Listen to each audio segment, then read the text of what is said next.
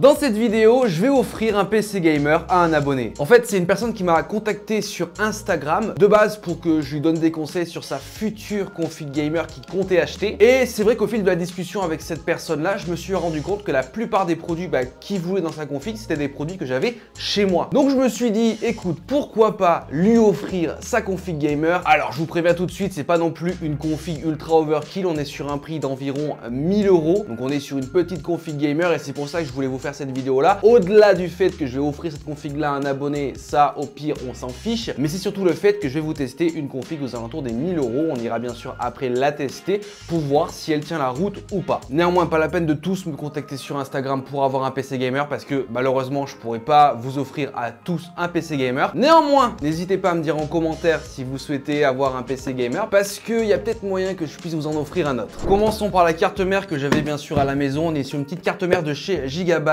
une B550 Gaming X V2. Je te mettrai tous les liens des composants directement en description. Alors, à quoi elle ressemble celle-là? Parce que c'est vrai que ça fait un moment que je l'avais jamais déballée. C'est vrai que j'ai la chance d'avoir chez moi de temps en temps pas mal de produits tech et notamment des composants pour des PC gamers. Et des fois, je peux éventuellement vous offrir des PC gamers grâce à ça. Donc ça, c'est plutôt pas mal. Ah oui, on est sur un format ATX, d'accord. Je voyais pas ça comme ça. J'adore les cartes mères de la marque Gigabyte parce que à la fois elles sont robustes dans le temps et aussi plutôt élégante. On poursuit avec le processeur, donc c'est le seul produit de la config que j'ai acheté parce que comme je t'ai dit tout le reste je l'avais chez moi. On est sur un petit Ryzen 7 5800X, un processeur de série 5000 de chez AMD qui est pas forcément de dernière génération. Néanmoins, quand on ira tester la config après, vous verrez qu'il est encore plutôt d'actualité. Donc on va pouvoir le mettre sur notre carte mère de chez Gigabyte. Ok, c'est parti. Ça, c'est nickel. Alors bien sûr, je fais pas cette vidéo pour dire ouais, genre j'offre des PC gamers à mes abonnés. C'est absolument pas dans cette optique-là. C'était surtout le fait que du coup, j'avais un PC gamer à vous monter aujourd'hui en vidéo. Qui plus est, un PC gamer avec une config pas excessivement chère et qui, je pense, pourra faire tourner quand même pas mal de jeux. Donc clairement, c'est plus dans cette optique-là de dire genre je vous fais un petit montage sympathique d'un PC gamer. Et en plus de ça, c'est un PC gamer qui ira directement à un abonné à qui ça fera plaisir. Donc en vrai, pourquoi pas faire une pierre deux coups. On va maintenant poursuivre avec la RAM et pour le coup, j'avais chez moi des barrettes de chez Kingston, c'est les Fury tout simplement, en 2 x 8 Go cadencé à 3200 MHz, bien sûr DDR4. J'aime bien cette marque là parce qu'ils font des barrettes de RAM assez discrètes. Bien sûr, ils font aussi des barrettes de RAM RGB assez clinquantes. Mais là pour cette config là, c'est vrai que ça ira très très bien. On reste sur du full black parce que la carte mère est full black, le ventirad est full black et là on sera aussi sur du full black. En plus c'est des barrettes de RAM low profile, donc clairement ça c'est plutôt cool. Alors pour l'installation de la RAM, A1 hop B1, référez-vous du coup au manuel de votre carte mère pour savoir où les mettre. Ah ouais, ça faisait un moment que j'ai pas utilisé de barrettes de RAM low profile, mais c'est vrai que ça fait des toutes petites barrettes. Comparé à par exemple les miennes qui sont dans mon PC, je sais pas si vous le voyez là, donc vous le voyez pas, mais elles sont vachement longues. Là, celle-là, ça permet de mettre des ventirades un peu plus gros en fait, et ça permet de pouvoir le passer sans qu'il bloque quoi. Alors pour notre stockage, je suis parti sur un classique, donc le Crucial P3+. C'est un petit SSD de 1 Tera jusqu'à 5000 mégabits seconde au niveau de ses fréquences, donc c'est plutôt pas mal pour une config comme ça, à 1000 balles, ça suffit largement. Bien sûr, tu pourras en mettre un deuxième parce que sur cette carte mère là, tu as un deuxième emplacement pour un SSD comme ça. On va tranquillement l'insérer. Alors pour le boîtier, c'est ce que j'avais retrouvé chez moi, je savais pas que j'avais ça. Donc c'est un boîtier de chez Zalman, c'est le i3 Neo de couleur white, couleur blanche. Je sais qu'il y en a qui chient beaucoup sur la marque Zalman. Écoutez, moi c'est la marque que j'ai acheté pour la première fois pour mon premier boîtier de mon premier PC gamer. Et autant vous dire que ce premier boîtier là, je l'ai encore chez moi. J'ai jamais eu de problème avec la marque Zalman. On va voir avec ce boîtier là. Peut-être que j'en aurai un, j'espère pas. Ok, alors voici le boîtier. Vous les voyez en transparence, il y a 3 ventilateurs en façade et il y en a un juste ici à l'arrière. Donc tu as 4 ventilateurs de fournis. On est sur un boîtier format moyenne tour et on va tout de suite le désosser. Comment ça se... Oh! Oh, oh, oh. Alors, on va directement y glisser, je pense, en premier lieu, notre carte mère. Ce qui est pas mal, c'est que la backplate, elle est directement intégrée. Ça, c'est cool. Bon, c'est pas mal, tout correspond. Bon, il n'y a plus qu'à visser la carte mère. Comme je t'ai dit en début de vidéo, au niveau tarif pour cette config-là, on est à légèrement moins de 1000 €. Après, dans tous les cas, tu retrouveras tous les liens de tous les produits que j'ai utilisés directement en description. Mais c'est vrai que voilà, c'est pas excessivement cher. Bien sûr, tu découvriras les composants au fur et à mesure. Je vais pas tout détailler maintenant, ça serait trop simple. Et en fin de vidéo, bien sûr, on testera cette config là et on envoiera bien sûr ce PC là directement à l'abonné concerné. Bon, on va y mettre du coup l'alimentation. Donc pour le coup, j'ai choisi une alimentation de chez Corsair. C'est une CX750, donc 750 watts. C'est une alimentation non modulaire, mais pour le coup, on va dire qu'en termes de tarifs, elle est plutôt correcte. Néanmoins, j'ai pas lésiné sur la marque parce que Corsair, c'est une marque que j'utilise beaucoup dans mes configs, dans mes PC. Ah ouais, j'avais oublié à quel point sur les non modulaires, il y avait une tonne de câbles. Bon là, il n'y en a pas énormément, il y a le strict minimum. Comme je t'ai dit, il n'y a pas besoin de 36 000 câbles vu qu'on n'a pas forcément énormément de composants dans cette config là. On va la mettre vers le bas ou vers le haut? As you want. On peut la mettre vers le bas parce que j'ai une aération vers le bas, donc on peut la mettre direction d'en bas, comme ceci. Je vais assez rapidement sur le montage du PC parce que normalement, si vous êtes sur cette chaîne là, vous savez monter un PC gamer. Dans tous les cas, je vous mettrai en description le lien d'une vidéo dans laquelle j'avais fait un tuto détaillé sur comment monter un PC. Mais c'est pas aujourd'hui le sujet de la vidéo. Ok, regardez comment ça se présente à l'arrière. Alors je sais pas si vous verrez très bien, mais juste ici il y a le rack pour y rajouter des disques durs ou du SSD. Je vais le laisser, je vais pas l'enlever au cas où il souhaiterait en rajouter par la suite, pourquoi pas. Et là du coup ce qu'on va pouvoir commencer, c'est tous les branchements. Ça fait plaisir. Alors pour la carte graphique, on a juste ici une carte graphique de chez MSI, c'est une GeForce RTX 4060 Ti. Donc bon, c'est pour ça que la config est pas non plus extrêmement chère parce qu'on n'est pas sur le dernier modèle le plus puissant. Néanmoins, vous verrez qu'après qu'on ira tester ça, on devrait avoir quand même de bons FPS en jeu parce que c'est le but de cette config là. Même si elle coûte seulement un peu moins de 1000 €, 1000 €, on a envie forcément de faire tourner des jeux. Elle est vraiment rikiki, j'adore. Alors c'est parti, en plus elle s'alimente seulement en 2, 4, 6, 8 pins. Donc ok, c'est pas trop mal. Ok, on va la sécuriser avec un vis. Bien sûr, ne pas oublier de l'alimenter. Là, c'est simple, c'est une simple connectique. Et ça peut repartir en dessous. Bon, bah, c'est pas trop mal. J'en profitais pour mettre un système pour le Wi-Fi. Donc là, c'est un système de chez Aorus.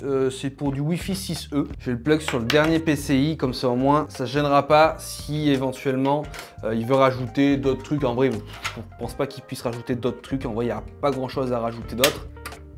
Voilà, pareil, ça se sécurise avec un vis. Bon alors on va déjà voir si il s'allume, même s'il n'y a pas trop de RGB, vous le verrez pas beaucoup. Mais néanmoins, on verra si les ventilateurs tournent. Donc c'est parti, on allume juste ici à l'arrière. J'appuie sur le bouton. Ah mais si, ils sont RGB! J'avais pas vu. Alors je sais pas si vous voyez très bien, si vous devez le voir. Les ventilateurs sont RGB. Bon allez c'est parti, on va tout de suite aller tester cette config gamer qui va directement aller chez un abonné. Une config gamer qui, je vous rappelle, est aux alentours des 1000 € avec à l'intérieur un petit Ryzen 7 5800X, 16 Go de RAM, une 4060 Ti. Bref, vous avez tous les liens des composants en description. Petit update, j'ai mis un water cooling. J'avais complètement zappé que le Ryzen 7 5800X, il chauffait sa grand-mère. Donc du coup, my bad, j'ai viré le système de refroidissement de base de chez AMD, je l'ai remplacé par un water cooling et là du coup niveau température c'est bien plus acceptable pour notre Ryzen 7. My bad, on passe au jeu. Allez, on commence du coup avec le jeu CS2 en 1080p. Le jeu est au maximum de ses capacités graphiques. Vous avez les FPS directement en haut à gauche comme vous pouvez le voir. On est au-dessus des 250 FPS, on se rapproche des 300 FPS. On a des FPS constants, on descend pas en dessous des 200 FPS, donc ça c'est vraiment pas mal du tout. En tout cas, notre Ryzen 7 couplé directement avec notre 4060 Ti, ça fait plutôt bien le taf, donc ça c'est vraiment cool. C'est vrai que sur le jeu CS2 en général, on arrive à avoir quand même pas mal de FPS, c'est le but, mais il est vrai que là pour le coup, avoir plus de 200 FPS, c'est quand même plutôt intéressant. Non, franchement c'est cool, même si on reste sur un jeu en 1080p, on a quand même un jeu qui reste très fluide. Donc pour le moment, ça me plaît pas mal. Donc du coup, bah CS2 c'est forcément validé sur ce PC gamer parce que malgré qu'on ait une config certes à 1000 € seulement, on arrive quand même à avoir de très bons FPS et ça c'est cool. Allez les amis, on poursuit sur le jeu Apex Legends, un jeu en 1080p au maximum de ses capacités en termes de résolution tout simplement. Donc on a un jeu assez fluide. Vous avez les FPS en haut à gauche, regardez le 1% low qui est aux alentours des 120 FPS grosso modo. On a un jeu qui est fluide en 1080p au maximum de ses capacités et surtout avec pas mal de FPS, plus de 100 FPS. Après c'est vrai que Apex Legends n'est pas forcément un jeu qui demande énormément de ressources graphiques. Néanmoins on arrive quand même à avoir quelque chose de stable. Vous avez aussi la température de notre RTX 4060 Ti qui au final aux alentours des 60 degrés. C'est vrai que c'est une carte graphique qui chauffe pas énormément, néanmoins 60 degrés c'est largement acceptable. Apex Legends est validé sur ce petit PC gamer avec une config qui, je vous rappelle, aux alentours des 1000 €. Allez, on poursuit avec le jeu Fortnite, toujours en 1080p. Donc là, au niveau des paramètres graphiques, j'ai légèrement optimisé la chose, comme je fais à mon habitude sur le jeu Fortnite.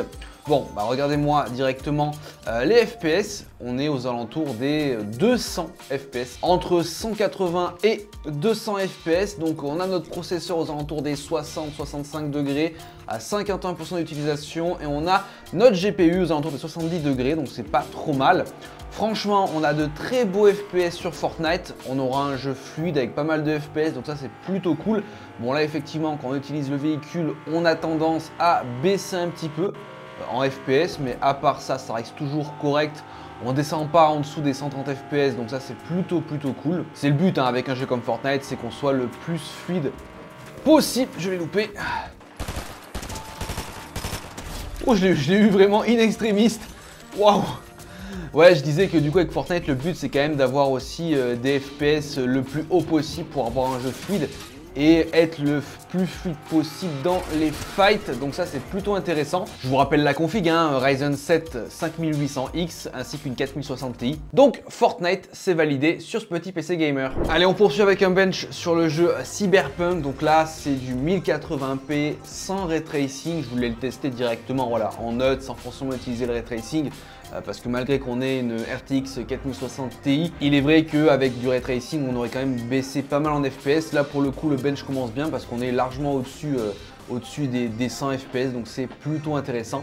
On verra à la fin en moyenne combien au final on aura de FPS sur Cyberpunk. Bon, bah c'est pas mal, on obtient une moyenne globale de 108 FPS avec un FPS min à 87, donc c'est plutôt pas mal pour un Cyberpunk en du coup pré-réglage ultra, donc c'est plutôt intéressant. On a quand même une config qui tient la route, elle n'est pas excessivement chère comme je le dis, juste en dessous des 1000 €, mais comme vous pouvez le voir, même sur Cyberpunk ça passe vraiment très bien. On termine donc avec le fameux score 3D Mark qu'on obtient juste en dessous de 13 000 points, donc 12 986 avec un graphic score à 13 500 et quelques et un CPU score au-dessus des 10 000, donc c'est pas trop mal, on est assez proche de l'average. Donc au niveau combo CPU GPU, on est sur quelque chose de plutôt intéressant. En tout cas le Ryzen 7 5800X marche très bien et pareil au niveau de la 4060 Ti. Enfin bref, on a un PC gamer assez harmonieux, même si on a une config seulement à 1000 €, c'est un PC gamer qui tournera, je pense, plutôt bien et surtout sur les jeux, comme vous avez pu le voir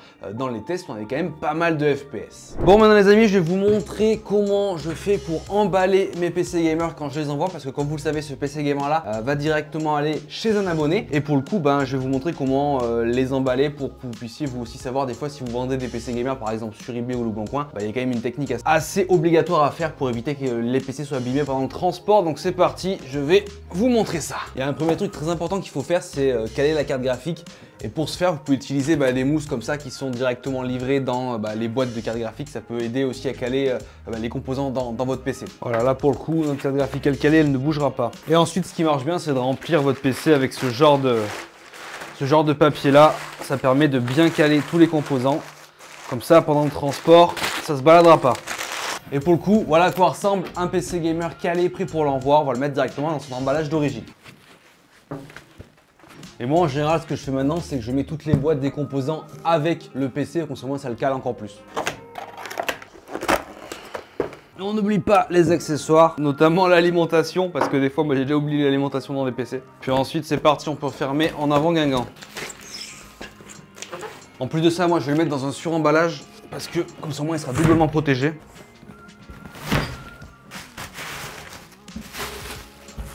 Ok, c'est pas trop mal, c'est pas trop mal. On va lui mettre ça aussi. Ok, là c'est pas trop mal. On n'a plus qu'à bien refermer. Et enfin, on prend notre petite truc UPS pour l'envoyer et ça part directement chez l'abonné. Bon ben voilà les amis, j'espère que cette vidéo vous aura plu. Vous retrouverez en description tous les liens des composants que j'ai utilisés pour cette config gamer. Bien sûr, n'hésitez pas à mettre votre meilleur like, abonnez-vous à la chaîne, c'est entièrement gratuit. En tout cas, moi je vous dis à plus dans de prochaines vidéos. Allez, ciao tout le monde, ça part direct chez UPS.